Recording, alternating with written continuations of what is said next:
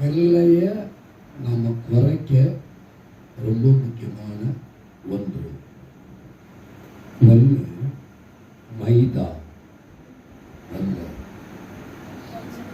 நம்ம ஆளுக்கு இன்னைக்கு மைதா போட்டாதான் ரொம்ப சூப்பராக இருக்கும். நம்ம மைதாவை தூர. ரெண்டாவது பாக்கெட் பால். என்ன பால்? பாக்கெட் பாலை வந்து அதிகம் யூஸ் பண்ணாமல் இருக்கிறது ரொம்ப நல்லது. அடுத்து சர்க்கரை. என்ன சர்க்கரை? சர்க்கரை, சீனி. நாளைக்கு சீனி. சீனியை அதிகமாக யூஸ் பண்ணாமல் இருக்கிறது நல்லது. அஞ்சாவது உப்பை அதிகமாக யூஸ் பண்ணாமல் இருக்குது நல்லது.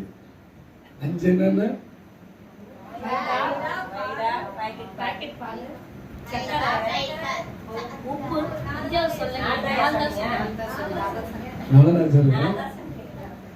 அஞ்சாவது என்ன பாருங்க, அஞ்சாவது வெள்ளை அரிசி.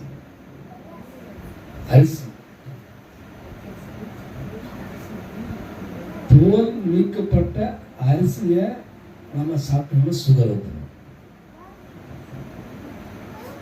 நிறைய பேர் ரேஷன் அரிசியை மாட்டுக்கு யூஸ் பண்றாங்க.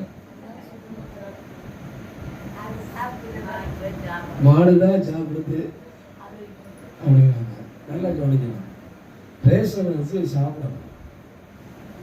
ரேஷன்ல கொடுக்குற எண்ணெயை சாப்பிடணும். ரேஷன்ல கிடைக்கிற உப்பை சாப்பிடணும். ரொம்ப முக்கியமானது.